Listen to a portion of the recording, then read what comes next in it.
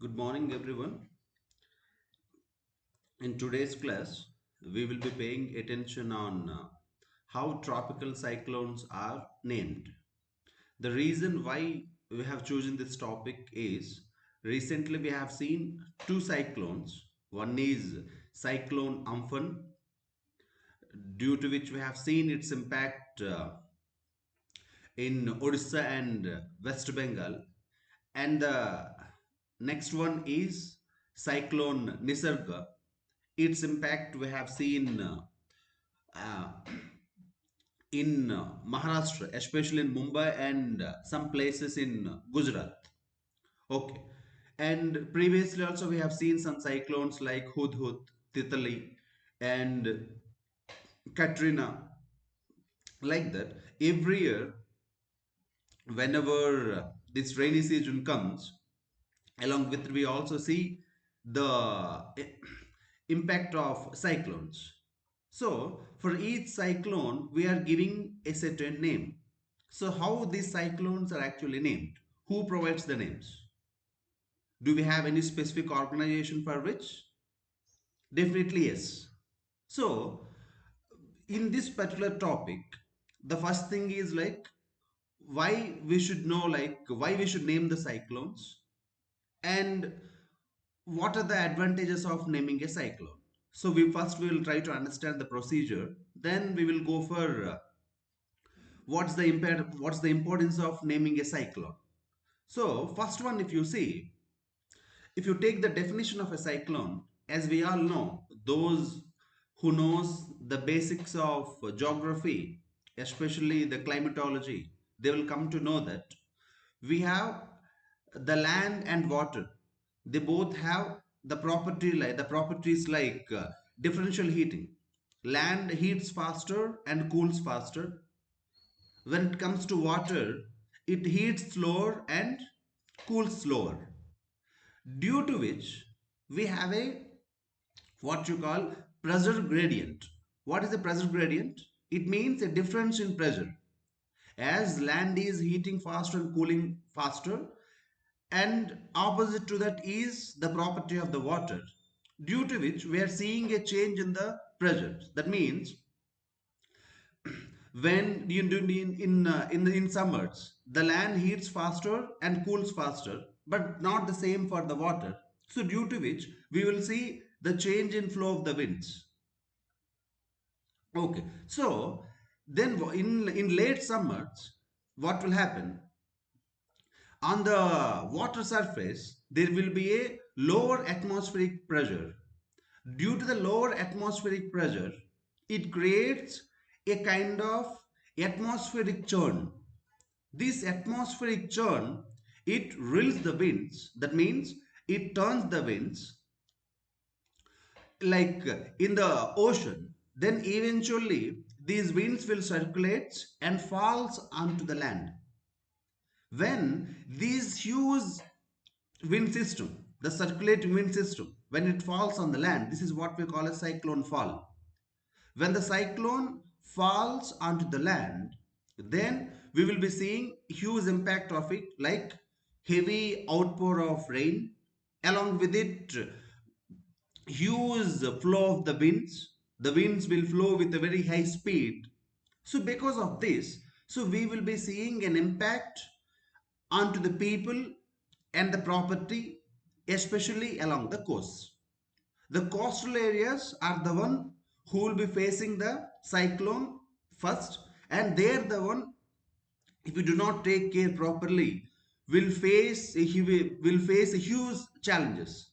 Like we have seen when in the year 2014, when Hudhud took place off the coast of Andhra Pradesh and Odisha, there was a huge devastation there. Okay, so sometimes the devastation will be high, sometimes the devastation will be low. It depends upon the intensity of the cyclone, at the same time, the preparedness of the people and the government. How prepared we are, accordingly, the devastation, the impact of devastation will be there. So, these cyclones, they got different names when it comes to different regions. If you take the case of Indian Ocean and Southern Pacific Ocean, they will be called with the same name called as cyclone. Whereas when it comes to Northern Atlantic Ocean, in the Northern Atlantic Ocean and Northeast Pacific Ocean, they are being named as hurricanes. Whereas in Northwest Pacific Ocean and along, especially near to the region of China, there what we name them as typhoons. So like this, the cyclones are being called with the different names. Okay, so this is what is a cyclone and what are the names associated with cyclone. Like different in different regions we have in different ways we call the cyclone. But for each cyclone, it can be a hurricane or it can be a typhoon or it can be called a cyclone. But for each one, we will be providing with a specific name. Suppose for example, Katrina, hurricane. So it's also called as a cyclone. But why we name that as Katrina? And there is Hudhud. Hudhud, we gave a specific name in the year 2014. The recent one is Nisarga. So why we have to give these kind of specific names to the cyclones? At the same time, who provides these names? Does this mean randomly we can give any name to it? Or do we need to follow any procedure for this? If at all we have to follow any procedure, who gives the procedure? So these are the kind of things first we will be coming to know. So if you see who names the cyclones, we have regionally specialized meteorological centers. Across the globe, we have 6 regionally specialized meteorological centers. Okay, these 6 meteorological centers, okay, they will be under the World Meteorological Organization. Okay, what are these 6 meteorological centers? I just mentioned here, you can see on the screen. One of the meteorological centers is located in India, especially in New Delhi. Okay, this is what we call as a tropical cyclone warning center. The one that is located in New Delhi, this is tropical cyclone early warning center. Okay, so like this we have 6 regional specialized meteorological centers in the world. So each regional meteorological center, they will be associated with one specific region. Suppose for example, if you take the case of regional specialized meteorological center that is located in India, that is in New Delhi, this will concentrate on Northern Indian Ocean and Bay of Bengal and Arabian Sea. So Northern Indian Ocean, Bay of Bengal and Arabian Sea, this whole area will be taken care of by Indian Meteorological Organization, IMO. Okay, this will be reporting to the, like it will provide cyclonic alerts to the whole region, that is the Northern Indian Ocean, Bay of Bengal and Arabian Sea. Similar to, suppose for example, if you take the case of Nadi. Nadi means it is located in Fiji Islands. So this regional specialized meteorological center, this will provide cyclonic alerts in the southwestern Pacific Ocean. Same is the case with rest of the what you call rest of the centers. So like that I mentioned the names here. So these are the regional centers. So they will be under what we have is called at the international level is called as World Meteorological Organization. So now if you see, it is the World's Meteorological Organization along with United Nations Economic and Social Commission for Asia and Pacific, ESCAP. This ESCAP in collaboration with World Meteorological Organization, okay, comes up with a list of names. So these two organizations, World Meteorological Organization and United Nations Economic and Social Commission for Asia and the Pacific, they comes up with the list of the names. So they will be appointing one panel. The name of the panel is called as Panel on Tropical Cyclones, PTC. This panel on tropical cyclones will comes up with the list. On the basis of the list, then the names will be chosen for each cyclone. So they will follow column wise approach, 1, 2, 3, 4 like that. Once one column got finished, then they will go to the next column. So what is that? Then I will be showing you in the next coming slides. So till 2000, we haven't had this procedure. We used to follow the technical procedure. We used to remember the cyclones with the technical names. But as it is becoming more and more complex, at the same time, we want to provide early alerts to the people. If you provide a simple name, then you can create a kind of impact onto the minds of the people also. So with that reason, from the year 2000 onwards, we decided, like we in the sense where World's Meteorological Organization and United Nations Economic and Social Commission for Asia and Pacific, they decided to name each cyclone from the year 2000 onwards. Accordingly, they started naming the cyclones. Initially, if you see, initially there used to be only what you call 8 countries. Initially, 8 countries, they used to provide the names. Each country will provide 8 names. Okay. Later, in the year 2018, they increased the number of countries to provide the list of names to 13. So the present list of countries are 13 countries. These 13 countries, when it comes to what you call the Indian Ocean region, the Northern Indian Ocean and Bay of Bengal and Arabian Sea, they provide 13 names. Each country provides 13 names. So total number of countries are 13 and each country provides 13 names. So the total list is 169 names.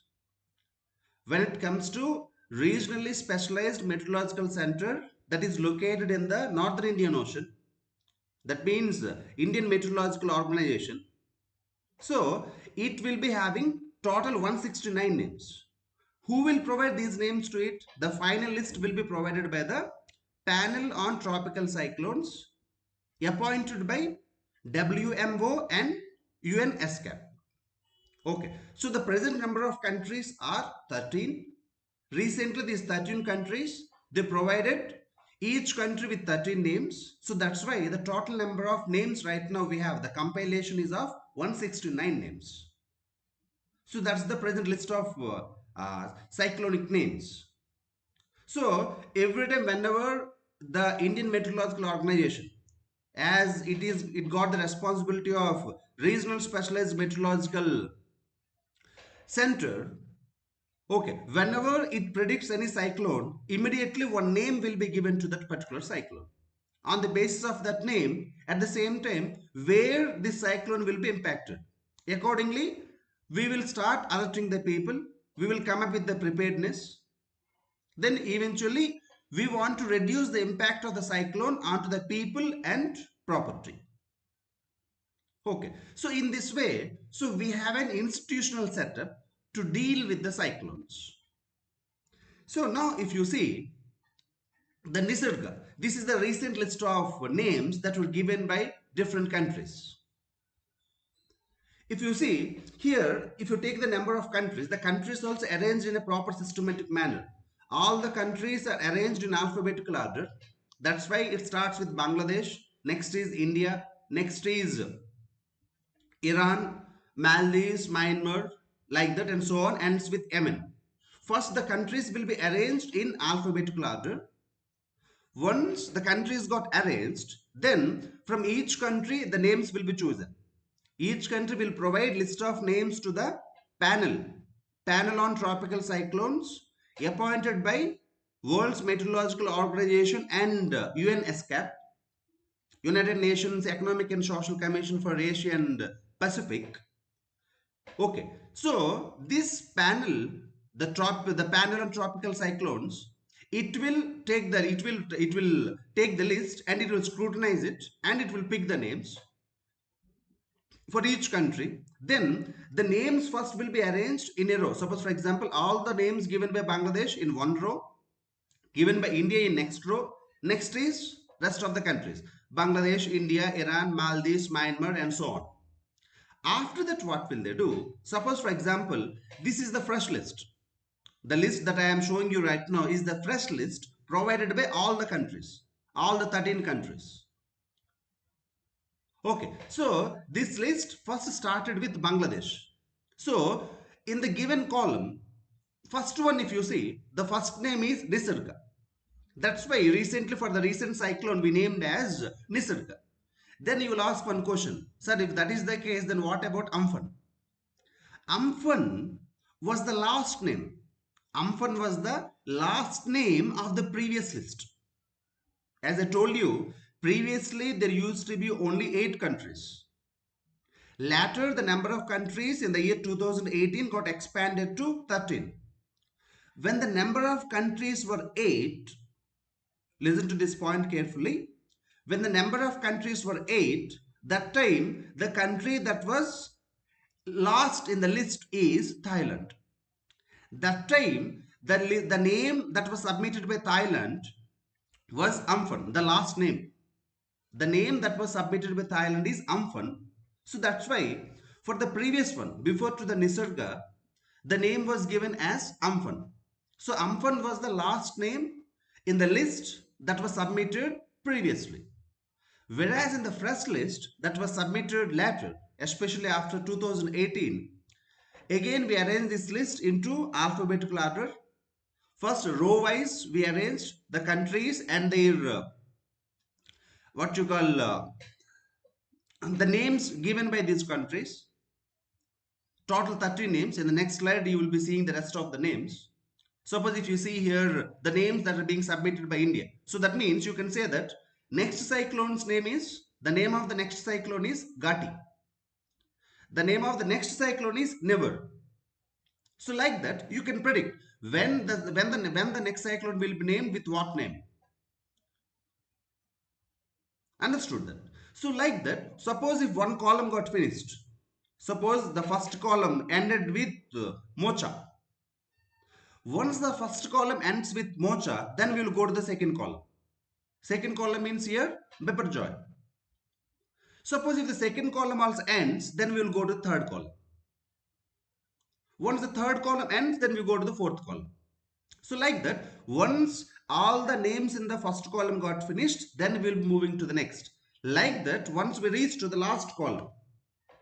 Okay, suppose for example, if you see here, in the previous, in this one, Huff is the last one. Then we'll go to the Urmi. Then once if it is all got finished, then again, this World's Meteorological Organization and United Nations Economic and Social Commission for Asia and Pacific, again they will be asking for next list of names. So all these countries again will provide the list of names. Then in the list of names that are provided by these countries, again this panel on tropical cyclones will list out, and again all these names will be arranged in alphabetical order. First the countries will be arranged in alphabetical order, and sequentially the names will be arranged. Suppose for example the country, suppose India. India will say that we want these list of names. Name 1, name 2, name 3, name 4, name 5, name 6 up to name number 13. Accordingly, the names will be arranged for India. So in this way, the cyclones will be named by taking the names from these countries. So before submitting the names to panel on tropical cyclones, India even asked the names from the public. The Indian government, it asked the public that, so those who are interested to provide names to the cyclones, they can come and provide the names. Accordingly, some of the names given by the public were taken by the Indian government and eventually submitted to the panel on tropical cyclones. Okay, so while submitting the names, in what way the names have to be submitted? Do we need to follow any guidelines? If we need to follow any guidelines, what are those guidelines? As I told you, so before going into the guidelines, you can see this. This was the previous list. Previous list means in previous list we got only 7 countries. Starts with Bangladesh, ends with Thailand. If you see in the previous list, you can see the names here. The last one is Amphan. The last name of the previous list is Amphan. That's why for the recent cyclone that impacted Mumbai and that impacted Odisha and West Bengal, there the name was given as Amphan. Previously, we have seen the name Gaja. We have seen Titli. Okay, so in this way, understood that. So for each region, suppose for example, day after tomorrow, if there comes another cyclone to off the coast of Pakistan, there another name will be given. So for in which region the cyclone will go and impact, there one name will be provided. Okay, so in that way the names will be given for each region. Now, if you see the guidelines, in what way you have to provide names. While providing, do we need to follow any guidelines or procedure? Yes, definitely we have to follow. What is the procedure here? First, when you are providing any name, it should be apolitical. It should not be used for your political purpose, or it should not create any gender discrimination, or it should not create any kind of religious what you call religious you should not hurt any countries or any religion sentiment. Okay, so you should be very much careful while providing names to the panel on tropical cyclones. Why? Because suppose the name that you provide, that may hurt the sentiments of another country, or that may hurt the sentiments of one specific group of people. At the same time, while providing the names should be short and sweet. It should be easy to remember. So that, suppose for example, say Hudhud. So all people start discussing about Cyclone Hudhud, Cyclone Titli. So the names should be easy to remember. It should not be rude. It should not use any of the, it should not be hurting the sentiments of any group of people or any country. At the same time, the name should not be more than 8 letters. The maximum number of letters that should be there in the name is only 8 letters. Because even if the size of the name, if it is of more than 8 letters, then also it will be very difficult to remember. So to make it easy to remember, so the maximum length was chosen as just only 8 letters. At the same time, in the given region, suppose for example in the Northern Indian Ocean and this Arabian Sea and Bay of Bengal. In this region, once the name got used, the same name should not be repeated. Once the name Titli got used means it over. You cannot repeat the same name next time when you're submitting the list. Got the point? So, name should not be repeated. Maximum length is 8 letters. The name should be short and sweet, easy to remember. It should not hurt the sentiments of any population, any group of people, or it shouldn't be political. It shouldn't discriminate. It shouldn't be what you call hurting the sentiments of religion. It shouldn't be gender discriminatory. All these are guidelines provided by the World's Meteorological Organization and United Nations Economic and Social Commission for Asia and Pacific. They provided these detailed list of guidelines. By following these guidelines, each country will provide the list of names to the panel on tropical cyclones. They eventually will come up with the final list. After that, the list will be provided to each regional center, each regionally specialized meteorological centers. These RSMCs, regionally specialized meteorological centers, they for each cyclone, when they predicted that there is a cyclone that will happen, immediately they will provide one name to the cyclone. In that way, the names will be provided for each cyclone. Understood that? Then the last one is, what is the importance? So this is ultimately the important thing. So this question was asked in one of the previous UPSC mains in GS paper 1. 1 year, one question was asked, how the cyclones are named and why do we need to name the cyclones?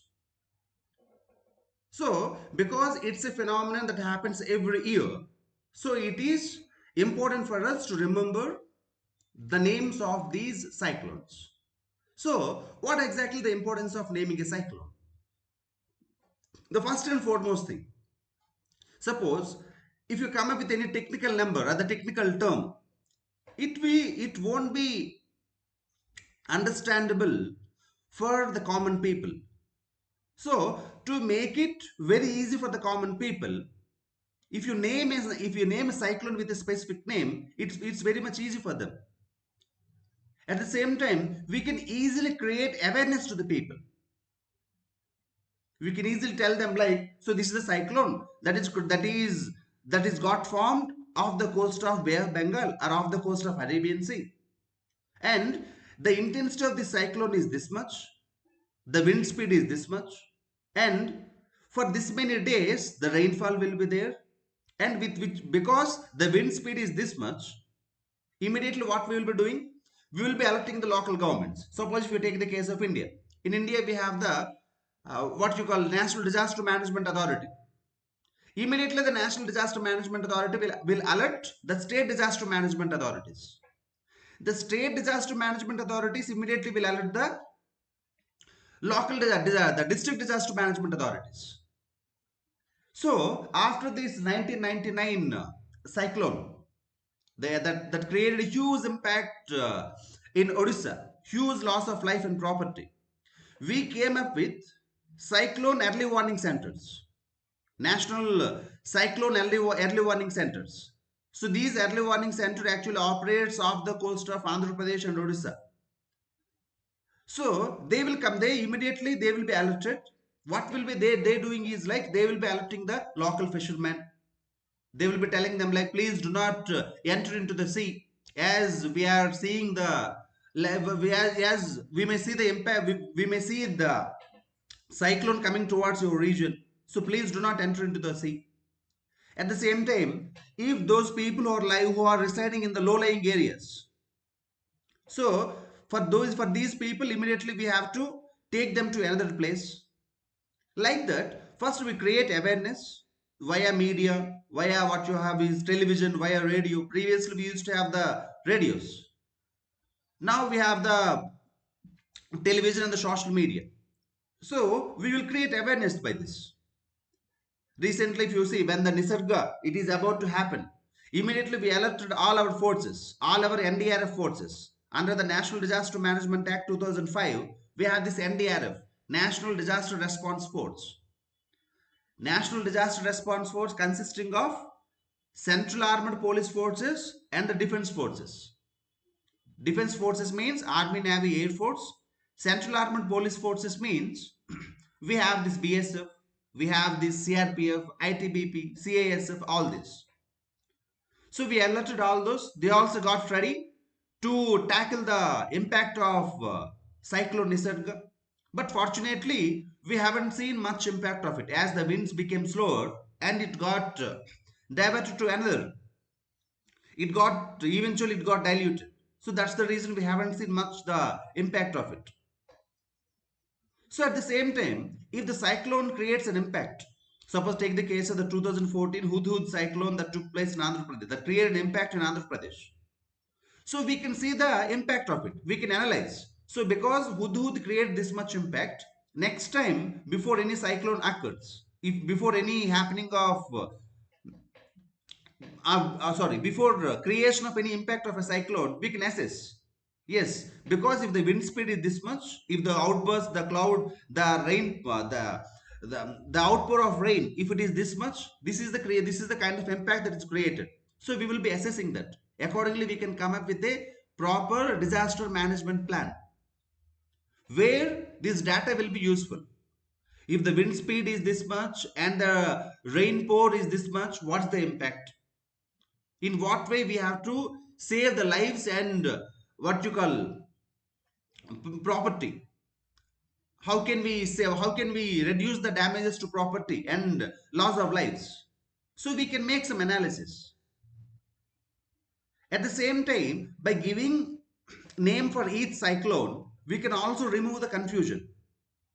We can also, people also will get some clarity. Okay, all right. The last cyclone is this is the next cyclone. Okay, this with this cyclone, this much impact. That's why if you see, if you clearly observe 1919 cyclone, I did not provide any name because 1999 cyclone took place off the coast of Odisha. because there was no name that was provided at that time. But now from 2000 onwards, we are having the names. At the same time, as we mentioned, because if you have any name for the cyclone, it provides rapid dissemination of information, early warning, like warnings to the people, so that the communities also will be prepared to tackle the impact of the cyclone. So in this way, okay, in this way, we are naming the cyclones. At the same time, these are the reasons, these are the important reasons for which we have to name the cyclones. So it's a very it's the kind of thing most of the times we'll come to know, but we do not pay much attention on it. But at least now the time has come to understand this, so that for the next time, whenever it will be now next time onwards, after listening to this lecture, next time onwards, whenever you come across any cyclone's name, immediately you will remember certain terms like World's Meteorological Organization, United Nations Economic and Social Commission for Asia and Pacific. There is a panel called as the Panel on Tropical Cyclones, Regional Specialized Meteorological Centers, Tropical Cyclone Early Warning Centers. You can remember these things. So it will give, it's not only just getting the name of it, we will also get the subjective knowledge with respect to that particular name. So that's the reason for which we actually discussed this particular topic. At the same time, as I told you, UPSC also 1 year asked this particular question. Next time it might not ask with the same pattern, but this information can be useful. So in that context, we discuss this particular topic. Okay. So with that, I'm ending this particular lecture. Thank you.